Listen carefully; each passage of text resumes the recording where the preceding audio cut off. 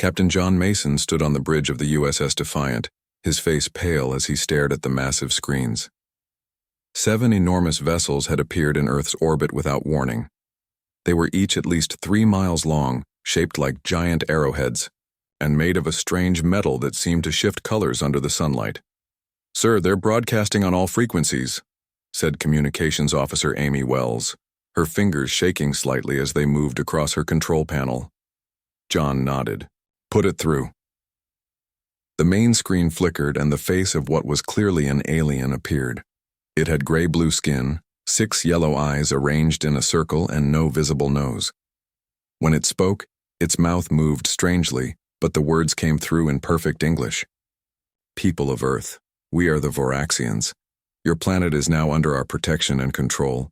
You will submit to our authority within 14 Earth days, or we will be forced to demonstrate our power in ways you will not survive." The message ended abruptly, leaving the bridge in stunned silence. "Get me Admiral Carter," John ordered, his voice steadier than he felt. Within hours, the world descended into chaos. People panicked in the streets. Some religious groups declared the end of the world. Others celebrated what they thought was salvation from beyond the stars. At NASA headquarters, Dr. Lisa Rodriguez peered through her microscope at a tissue sample, taken from a small Voraxian scout ship that had been forced down by fighter jets before the ultimatum. What she saw made her heart race. "The cellular structure is unlike anything I've ever seen," she told her assistant Ryan Peters. "But there's something familiar about their DNA arrangement, almost like they've engineered themselves to be tougher, stronger." Lisa worked through the night running test after test. By morning, she had discovered something important. The aliens had unusual proteins in their skin that reacted strongly to certain frequencies. She immediately sent her findings to military headquarters. At the Pentagon, Admiral William Carter gathered Earth's top military leaders in an emergency meeting. Representatives from Russia, China, India, and the European Union joined by secure video link. "Ladies and gentlemen, we face an unprecedented threat," he said, his voice grave. "But we will not surrender our planet without a fight." A Russian general spoke up. "Their technology is clearly far beyond ours. How can we possibly fight them?" Admiral Carter pointed to the screen showing Dr. Rodriguez's findings. "We look for weaknesses. Every living thing has them." Outside, the alien ships remained in orbit, silent and threatening. Occasionally, smaller craft would descend into the atmosphere, hovering over major cities for a few hours before returning to the motherships. 3 days after the aliens arrived, they demonstrated their power. At exactly noon GMT, every military satellite in orbit suddenly went dead. Then strange storm clouds formed over military bases worldwide, producing lightning that destroyed equipment but miraculously killed no one. The message was clear. Resistance would be futile. But humans don't accept futility easily. Captain John Mason received new orders directly from Admiral Carter. His ship would approach the alien vessels under a flag of truce. They would request a meeting. "This is crazy," said his second-in-command, Linda Brown. "We'll be walking right into their hands." "Maybe," John replied, checking his sidearm. "Or maybe we'll learn something useful." The USS Defiant moved cautiously toward the nearest alien vessel. John stood on the bridge, watching as they approached the enormous ship. It was so large it blocked out the stars behind it. "We're being scanned," reported the science officer Peter Dawson. "Hold steady," John ordered. "Open a channel." After several tense minutes, the aliens responded. They would allow a small team to board their ship for discussions. John selected a team of 5. Himself, Dr. Rodriguez, who had flown in from NASA, a linguistics expert named George Wilson, and 2 Special Forces soldiers, Frank Miller and Susan Hayes. "Remember," John told them as they prepared to board the alien shuttle that had docked with their ship, "observe everything. We need to know what we're up against." The inside of the alien ship was surprisingly warm and humid. The walls seemed almost alive, with faint patterns flowing through them like blood through veins. The gravity was slightly stronger than Earth's, making each step feel heavy. Their Voraxian guide led them to a circular room where 3 aliens waited. They were taller than humans, nearly 7 feet, with lean bodies and those unsettling, six-eyed faces. "I am Zextool, commander of this vessel," said the center alien. "You wish to discuss terms of your surrender?" John stepped forward. "We wish to understand why you've come to Earth and what exactly you mean by protection and control." The alien made a sound that might have been a laugh. "Your species is primitive, but has potential. The Varaxian Empire brings order to chaos, advancement to the worthy. 17 other worlds have benefited from our guidance. And if we prefer to guide ourselves?" asked Dr. Rodriguez. All 6 of the aliens' eyes focused on her. "That is not an option. Your technologies are advancing too quickly. Your behavior is unpredictable. Left unchecked, humans could become a threat." While they talked, Dr. Rodriguez discreetly activated a small device in her pocket that recorded environmental data. Susan and Frank memorized the layout of corridors they had passed through, noting security measures. The aliens showed them images of other worlds that had joined their empire. Beautiful cities with strange architecture, beings of different shapes working together. But John noticed something important. In every image, the local species seemed submissive, their heads bowed in the presence of Varaxians. This wasn't an alliance. It was subjugation. Back on the USS Defiant, the team shared their observations. "They're afraid of us," John realized. "Not now, but what we might become." Dr. Rodriguez nodded. "And my readings confirmed what I suspected from the tissue samples. Their body chemistry is highly sensitive to certain sound frequencies. It's why they keep their ship so quiet." Over the next week, as the aliens' deadline grew closer, humans did what they do best. They prepared, they adapted, they worked together despite their differences. Scientists worldwide shared data about the aliens. Military forces coordinated strategies.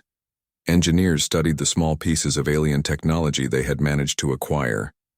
Admiral Carter established a secret base deep underground where Dr. Rodriguez led a team developing sonic weapons that might affect the Varaxians without harming humans. 9 days after first contact, the Varaxian commander sent another message. "We sense your preparations for resistance. This is unwise. To demonstrate our resolve, we will remove one of your natural satellites." Hours later, people watched in horror as one of Mars's small moons, Deimos, shattered into countless pieces under the aliens' energy weapons. But instead of breaking humanity's will, the display only strengthened their determination. "They don't understand us at all," John told Admiral Carter as they watched the footage. "Threatening humans doesn't make us surrender. It makes us fight harder." The Admiral nodded grimly. "Then let's show them what humans do when backed into a corner." As the 14-day deadline approached, Earth was ready to give the Varaxians an answer they weren't expecting. The deadline was only 3 days away. Every lab and military base on Earth worked around the clock. In her underground laboratory, Dr. Samantha Reeves hadn't slept for almost 30 hours. "I think I've found something," she said, waving over her assistant. Samantha was the leading quantum physicist assigned to study the piece of alien technology recovered from the scout ship. The device was small, about the size of a paperback book, with no obvious buttons or controls. Yet it powered itself and gave off strange energy readings. "See this wave pattern?" Samantha pointed to her computer screen. "Their technology uses a completely different energy signature than ours, and it's sensitive to specific radio frequencies." Across the globe, in a hidden facility beneath the Pacific Ocean, Lieutenant Eric Winters prepared for the most dangerous mission of his life. He and his team of Special Forces operators would attempt to infiltrate one of the smaller alien vessels that regularly patrolled Earth's atmosphere. Remember, Eric told his team as they checked their equipment, "We go in silent, get what information we can, and get out. No heroics." Their suits were specially designed to mask their heat signatures and block the alien scanners. The plan was to attach themselves to the hull of a patrol ship when it flew low, cut their way in, and download data from the alien computers. Meanwhile, in New York, Gregory Patel, the UN Secretary General, addressed an emergency session of the Security Council. "We must stand united," he said, his voice firm. "For the first time in human history, we face a threat that makes all our differences seem small. There will be no separate deals with the aliens, no country acting alone. To everyone's surprise, there were no objections. The world's powers agreed to combine their military forces under a joint command structure led by Admiral Carter. Back at the military base, the captured Varaxian named Kalzar sat in a specially designed cell. The alien had been aboard the Scout, ship that crashed 3 days before the main fleet arrived. Unlike the others, this one seemed willing to talk. Dr. Rodriguez sat across from him, protected by a clear barrier. "Why did you choose Earth?" she asked. Kalzar's 6 eyes blinked in sequence. "Your species progresses too quickly. In just a few hundred years, you went from primitive combustion to atomic energy. The Council determined you would become a threat if left unchecked." "So you came to stop our development?" Lisa asked. "To guide it," Kalzar corrected. "Under our control." "But why now? We're still nowhere near your level of technology." The alien made a strange motion with its upper limbs. "It is not just technology that concerns the Council.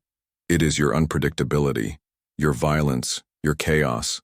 Most species follow logical paths of development. Humans jump, create, destroy, rebuild. You are dangerous." On the night before the deadline, Lieutenant Winters and his team successfully attached themselves to an alien patrol ship as it skimmed over the Atlantic Ocean. Using tools developed based on Dr. Reeves's findings, they cut through the hull without setting off alarms. The inside of the ship was dimly lit with a bluish glow. The air was thick and humid. Moving silently, the team made their way to what appeared to be a central control room. "Keep watch," Eric whispered to 2 of his team members. He and another soldier, Maria Garcia, approached the alien computer terminal. Maria attached a device Dr. Reeves had created. It began copying data, translating it using algorithms developed from studying the alien's language. Suddenly, Eric heard a strange clicking sound. "Someone's coming," he whispered. The team hid behind equipment as 2 Varaxians entered the room. They moved to the terminal and began operating it, seemingly unaware of the human device attached to its underside. The aliens spoke to each other in their own language. Though Eric couldn't understand the words, their tone seemed urgent, concerned. After several tense minutes, the aliens left. Eric checked the copying device. It had finished. "We got what we came for," he said. "Let's move out." As they made their way back to their entry point, an alarm suddenly blared through the ship. The team ran, no longer concerned with stealth.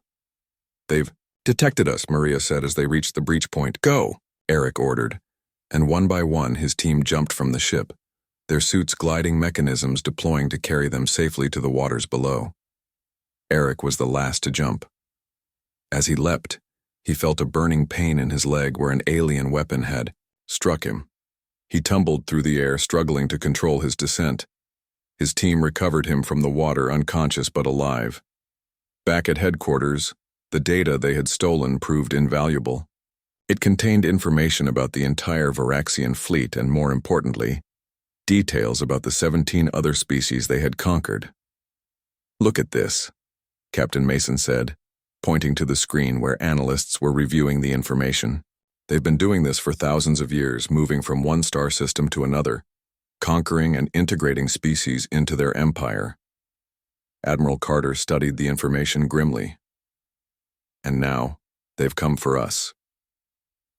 Dr. Rodriguez made another discovery in her lab. Using samples from Kalzar, she isolated a chemical compound that caused severe allergic reactions in Varaxian biology.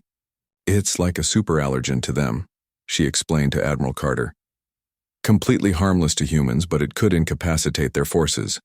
As the deadline arrived, Gregory Patel addressed the Varaxian commander via video link.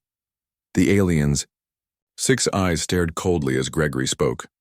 "People of Earth have considered your offer of protection and control," he said, choosing his words carefully. "We respectfully decline. Earth will remain free." The alien commander's face showed no emotion that humans could recognize. "Then you have chosen extinction. We will begin cleansing your major cities one by one until you reconsider." The communication ended. Within hours, Large alien ships moved into position above New York City. But Earth was ready. As the alien vessel prepared to fire its weapons, hundreds of specially designed rockets launched from hidden positions around the city. Instead of explosives, they carried payloads designed by Dr. Reeves that emitted the exact frequency that disrupted Varaxian technology. The massive alien ship suddenly lost power and began to drift. At the same time, smaller human craft approached, spraying the ship with the compound Dr. Rodriguez had developed. When Varaxian soldiers emerged from their ships, they began convulsing, their respiratory systems reacting violently to the substance. For the first time, the aliens faced defeat. Similar scenes played out over other cities as the Varaxians attempted to make good on their threat. Each time they were met with unexpected resistance. Lieutenant Winters, now recovered from his injury, watched the news feeds with his team. They thought they knew what humans were capable of, he said. They were wrong. In orbit, the Varaxian fleet began to pull back, retreating to a higher position around Earth. The first battle was over. Humanity had survived. But the war had just begun, and the aliens still had vastly superior technology and numbers. What they didn't have was humanity's greatest strength, the ability to adapt, to improvise, and to find hope in the darkest situations. The Varaxians were about to learn what happened when you backed humans into a corner.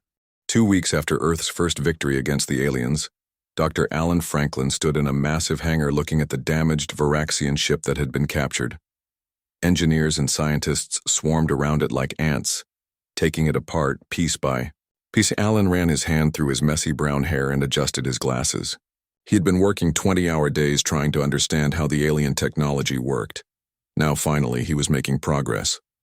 "I think I've figured out their shield system," he told Major Karen Powell, who had been assigned to lead the first human strike force using adapted alien technology. Karen was tall and strong, with short blonde hair and a serious face that rarely smiled these days. "Can we use it?" she asked simply. Alan nodded. "Not only can we use it, we can improve it. Their shields are powerful, but inflexible. I've found a way to make them adapt more quickly to different types of attacks." Around the world, similar breakthroughs were happening. The data stolen by Lieutenant Winters' team had given scientists insights into Varaxian technology, and human ingenuity was doing the rest. In orbit, the aliens had regrouped.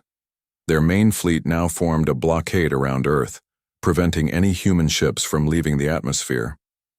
They had stopped attempting to attack cities directly after their initial failures, but everyone knew they were planning something new.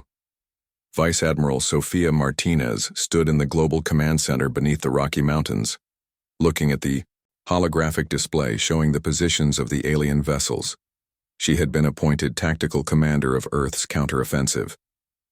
"They're changing formation," she observed, pointing to several ships that were moving into new positions. Her second-in-command, Jack Foster, nodded. "They seem to be concentrating forces over these areas." He highlighted several spots on the display, mainly over oceans. "They're targeting our hidden bases," Sophia realized. Someone must have given them information. In his cell, Calzar sat perfectly still, eyes closed. The humans thought he was their prisoner, even their ally. They didn't know that his species could communicate telepathically over short distances. Slowly, carefully, he had been feeding information to the ships above. The aliens struck at dawn. Massive energy beams sliced through the ocean, hitting underwater bases that the humans thought were secret. Thousands died in the initial attack, but humanity struck back immediately. Dr. Rodriguez's team had developed what they called sound bombs, devices that emitted frequencies painful to Varaxian physiology. Hundreds of these were launched toward the attacking ships. Major Karen Powell led the first squadron of human fighters equipped with reverse-engineered alien technology. Her pilots flew machines that were hybrid creations, part human aircraft, part alien tech. "Remember your training," she told her pilots over the radio as they rocketed upward toward the alien fleet. "Their ships are faster, but they fly in predictable patterns. Use that against them." The battle above Earth was like nothing humans had ever experienced. Energy beams sliced through the sky. Alien fighters moved with impossible speed and precision, but the human pilots were creative, unpredictable, doing things no trained Varaxian would ever attempt. Karen watched as one of her pilots, Sam Diaz, flew directly toward an alien ship, then cut his engines completely, dropping beneath it as the confused alien flew overhead. Sam fired upward, hitting a vulnerable spot they had identified on the Varaxian ship's underside. In the command center, Vice Admiral Martinez watched as the battle unfolded. "They're pulling back," she said with surprise as several large alien vessels began to retreat to higher orbit. On the main Varaxian command ship, Commander Zorn was furious. "How are they adapting so quickly?" he demanded of his officers. "Their technology was primitive just weeks ago." His science officer's 6 eyes blinked nervously. "They learn faster than any species we have encountered. They take our technology and modify it in ways we never considered." Zorn slammed his fist against the control panel. "They are savages. They cannot be allowed to keep our technology. Prepare the pulse weapon." Back on Earth, Dr. Rodriguez had been working with a team to understand more about Varaxian biology. They had developed a non-lethal biological agent that caused temporary blindness in the aliens. "We can deploy it as a gas," she explained to Admiral Carter. "It won't kill them, but it will incapacitate them for hours." The Admiral nodded. "I want this distributed to all ground forces immediately. If they try to land troops again, we'll be ready." Just then, an alarm sounded. A massive energy buildup was detected in the largest Varaxian ship. "What are they doing?" Admiral Carter demanded. "Doctor," Franklin rushed into the room, his face pale. "They're charging what appears to be an electromagnetic pulse weapon. If they fire it, it could disable all of our electronics. We'd be defenseless." In orbit, Zorn gave the order. "Target their largest power facilities first, then their military installations." The massive weapon began to glow as it prepared to fire. But just before it could release its energy, something unexpected happened. 3 smaller Earthships, equipped with Alan's improved shield technology, positioned themselves directly in the path of the weapon. "What are they doing?" Zorn demanded. The pulse fired, hitting the human ships. Their shields glowed brightly, absorbing the energy. For a moment it seemed they would hold. Then the shields failed, and the ships went dark, but they had bought enough time. From behind them came a barrage of missiles equipped with the sound frequency, technology, and Dr. Rodriguez's blinding agent. The missiles hit the Varaxian command ship, breaching its hull in multiple places. The biological agent poured in through the breaches. Within minutes, the ship's crew was incapacitated, unable to see or coordinate. Major Powell's voice came over the radio. "Command ship disabled. Moving to capture." For the first time in the Tanjin history of the Varaxian Empire, one of their command vessels had been taken by an inferior species. On Earth, people watched their screens in amazement as human forces boarded the massive alien ship. It was a turning point. Dr. Franklin worked day and night with his team to understand more of the captured ship's systems. Within days, they had made a breakthrough that would change everything. "They use a form of faster-than-light travel," he told a room full of military and scientific leaders. "And I believe we can adapt it for our ships." Admiral Carter's face showed the first real hope since the invasion began. "How soon?" "Weeks, not months," Alan replied. "And there's more. Their navigational systems contain data on their entire empire, including the location of their homeworld." Vice Admiral Martinez smiled for the first time in weeks. "Then it's time to take the fight to them." The Varaxians had come to Earth expecting easy victory over a primitive species. Instead, they had awakened a sleeping giant. Now, humanity was preparing to reach for the stars, and the hunters were about to become the hunted.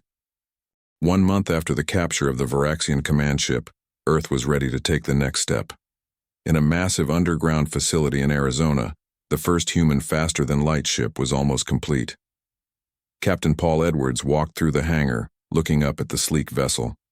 Unlike the alien ships, which were all smooth curves and strange angles, this one had a distinctly human design. It was named the Defiance, a fitting title for humanity's first starship. "She's beautiful," said his executive officer Laura Chen, walking beside him. Paul nodded. "Is she ready?" "Dr. Franklin says the FTL drive needs one final test, but everything else is operational. We launch in 3 days." The Defiance wasn't the only ship being built. Around the world, 7 other FTL vessels were nearing completion. Together, they would form Earth's first interstellar strike force. Meanwhile, Dr. Nicole Bennett was working on a different kind of project. As Earth's leading xenodiplomat, she had been studying the data about other alien species conquered by the Varaxians. "The Krell seem like our best potential allies," she told Director Richard Ortiz, head of Earth's intelligence agency. "They were a technologically advanced civilization before the Varaxians conquered them 50 years ago. According to our data, they still maintain some independence." Richard studied the holographic display showing the Krell homeworld. "Can we reach them without alerting the Varaxian fleet?" "The Defiance will need to make 3 FTL jumps to reach their system," Nicole explained. "Each jump increases our risk of detection, but Captain Edwards believes it's possible." 3 days later, the Defiance and 2 other ships, the Courage and the Liberty, prepared for launch. They had been equipped with the best weapons Earth could provide, including the sound frequency technology and improved shields. Each carried a small but elite crew. Paul stood on the bridge of the Defiance, looking at his crew. They were the best Earth had to offer: pilots, scientists, soldiers, all volunteers for this dangerous mission. "We're making history today," he told them. "The first humans to travel beyond our solar system. Our mission is to find allies and strike at the Varaxian supply lines. We show them that distance won't protect them from us." The launch was kept secret from the public to avoid alerting any Varaxian spies that might remain on Earth. The 3 ships slipped away under the cover of a massive electromagnetic storm created by Earth's scientists. The first FTL jump was disorienting. The stars blurred around them, and for a moment, everyone on the bridge felt like they were being turned inside out.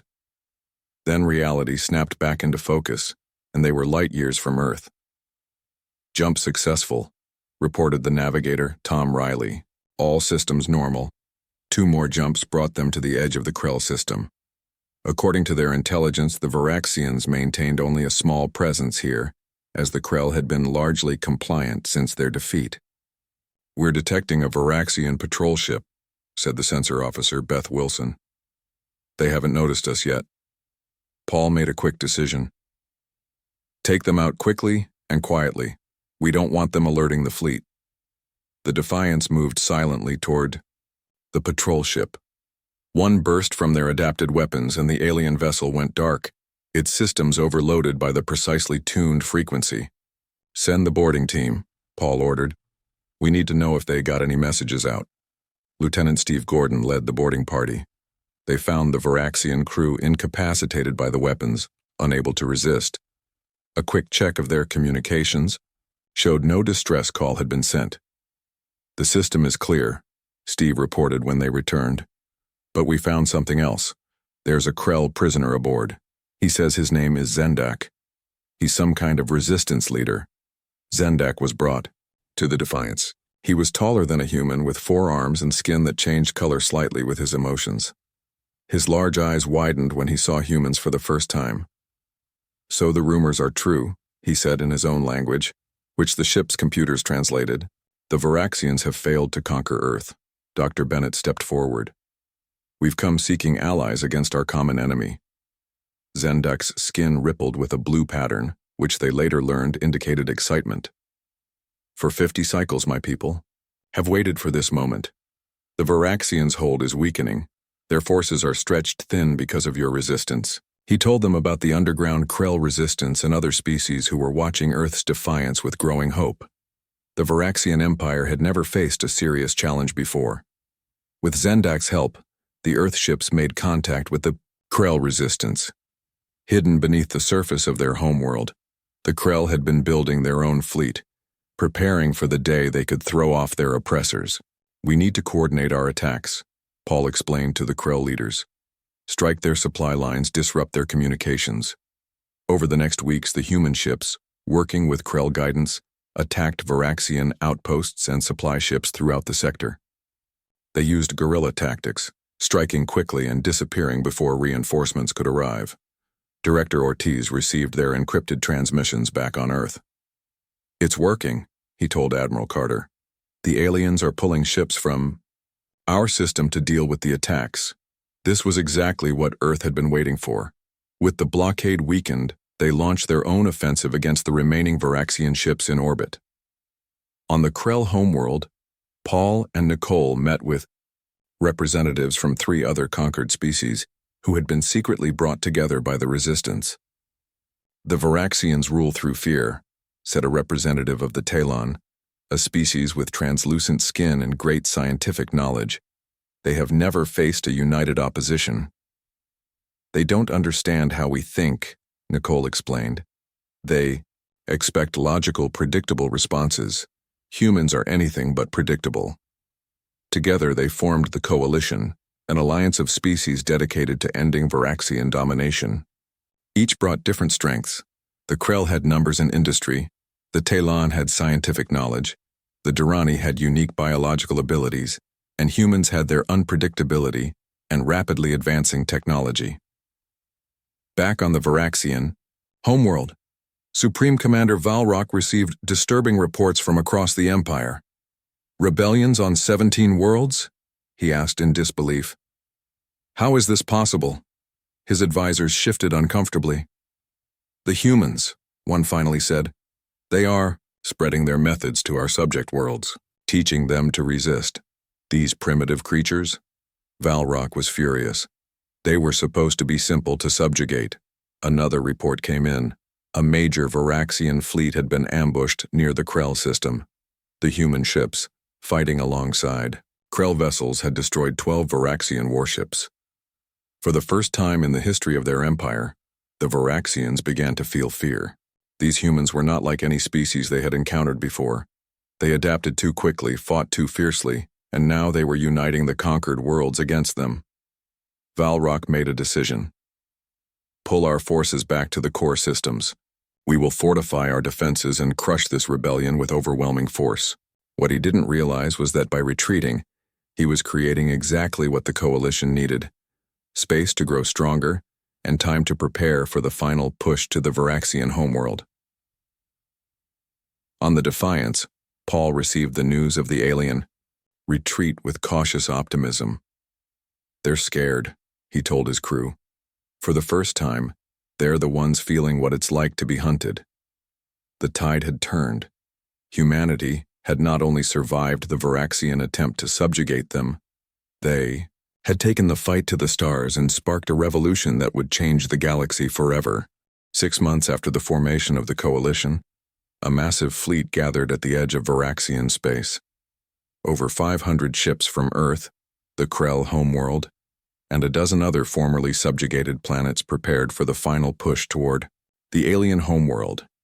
Admiral John Mason, promoted after his successful defense of Earth, stood on the bridge of the new flagship, the Avenger. It was 3 times the size of the original Defiant and incorporated technology from all the Coalition species. "All ships report ready, Admiral," said his communications officer, Olivia Reed. John nodded, his face serious.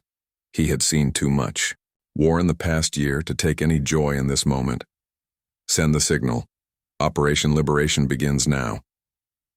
The Coalition fleet jumped into Varaxian territory, appearing near a major military outpost. The aliens had expected an attack eventually, but not on this scale and not so deep in their territory.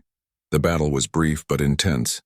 The Varaxians fought with the desperation of a species that had never known defeat, but they were overwhelmed by the combined might of the Coalition forces. As news of the defeat spread through the Empire, more conquered worlds rose up against their Varaxian masters. The aliens who had once ruled through fear were now experiencing that emotion themselves. Supreme Commander Valrock gathered his war council on the Varaxian homeworld, a planet called Vorax Prime. Its surface was covered with gleaming cities and massive military installations. "How did we come to this?" Valrock demanded. "Less than 1 Earth year ago we were expanding our empire. Now we fight for survival." One of his advisors spoke carefully. "We underestimated the humans. We judged them by their technology, not their potential. And we never considered that they would unite our subjects against us. Valrock slammed his fist on the table. We will make our stand here, at the heart of our empire. We still have technological advantages they cannot match. But Dr. Lisa Rodriguez, now heading the Interspecies Medical Exchange, had been working on a solution to even that problem. In her lab on the Coalition command ship, she put the finishing touches on what she called the system disruptor. It targets the specific molecular structure of Varaxian technology, she explained to Admiral Mason. It won't harm any of our ships or weapons, but it will render theirs useless. At the same time, the Talon scientists had been studying the Varaxians' communication networks. They discovered a way to broadcast directly to all their planets simultaneously, bypassing the leadership's controls. The Coalition advance continued system by system. The Varaxians retreated each time, falling back toward their homeworld. They had never developed the kind of guerrilla tactics that humans excelled at, always relying on their technological superiority and rigid command structure. 3 weeks after the initial attack, the Coalition fleet arrived at Vorax Prime. The planet was surrounded by defense platforms and hundreds of warships. This is where they make their final stand, John told his officers. They've pulled back everything they have to defend their homeworld. The Coalition ships took up positions around the planet, but did not attack immediately. Instead, they broadcast a message to every Varaxian device in their own language. People of the Varaxian Empire, we do not seek your destruction, but your aggression against free worlds must end. Surrender now, and help us build a galaxy where all species can exist, in peace. The message was signed by representatives of all 18 formerly subjugated species, with humanity listed as the newest member of this group. Supreme Commander Valrock's response was immediate. We will never surrender to inferior species. Prepare to be destroyed. The battle for Vorax Prime was the largest space conflict in galactic history. Thousands of ships exchanged fire, lighting up the space around the planet like a new sun. At the critical moment, Dr. Rodriguez's system disruptor was activated. Across the Varaxian fleet, weapon systems suddenly went offline. Defense platforms drifted powerless. Their technological advantage, maintained for thousands of years, vanished in moments. Without their superior weapons, the Varaxians found themselves outmatched by the combined forces of the Coalition. Within hours, their fleet was in ruins. The surface of Vorax Prime, panic spread through the population. They had never known defeat or vulnerability. Now alien ships filled their skies and their mighty military lay broken. Admiral Mason led the landing party himself, along with representatives from each Coalition species. They marched into the central command building where Valrock waited. Tauk, Supreme Commander, stood tall as the Coalition representatives entered. His 6 eyes moved from one alien face to another, finally resting on John. You, he said. The humans. You did this. John shook his head. Not alone. You united us all against you. Your empire of fear created its own destruction. The terms of surrender were firm but fair. The Varaxians would dismantle their military forces. They would pay reparations to the worlds they had conquered, and they would be confined to their home system for 100 years, until they proved they could exist peacefully with other species. In the aftermath of the war, something unexpected happened. The Varaxians, once proud conquerors, withdrew completely from interstellar affairs. They closed their borders and turned inward. Reports from the few traders allowed to visit spoke of a society in shock, struggling to understand how they had been defeated. 1 year after the victory, representatives from all Coalition worlds gathered on Earth for a peace conference. The Grand Hall of the United Nations had been rebuilt and expanded to accommodate delegates of different sizes, atmospheres, and biological needs. Dr. Nicole Bennett, now serving as Earth's ambassador to the Coalition, addressed the gathering. We stand at the beginning of a new era, she said. For too long, the Varaxians spread fear throughout the galaxy. Now, we have the chance to build something better. A community of worlds based on cooperation and mutual respect. The coalition worlds formalized their alliance, creating an interstellar council where each species had equal representation. Technology and knowledge were shared freely, accelerating development for all. And what of the Varaxians? Behind their closed borders, they told their children frightening stories about the humans. The unpredictable, creative, dangerous humans who had done the impossible and turned the galaxy's greatest empire into recluses hiding in their own system. Travelers, passing near Varaxian space, sometimes intercepted their broadcasts. In their literature, entertainment, and even children's stories, humans were portrayed as fearsome, unstoppable creatures. Don't misbehave, Varaxian parents would tell their young, or the humans might come back. In the farthest reaches of the East Galaxy, other advanced civilizations took notice of these events. Species that had once considered expanding into this sector suddenly reconsidered. The humans and their coalition had defeated the Varaxians. Perhaps this region of space was best left alone. Admiral John Mason, retiring from military service, stood at the window of his home on Earth, looking up at the stars. There were so many of them, so many worlds to explore. We came so close to being conquered, he said to Lisa Rodriguez, who had come to visit him. And now look at us. The aliens who once tried to intimidate us are the ones hiding in fear. Lisa smiled. That's the thing about humans that the Varaxians never understood. Trying to intimidate us only makes us stronger. Above them, the night sky was filled with possibilities, and somewhere out there, former conquerors looked toward Earth with a new emotion, respect born of fear.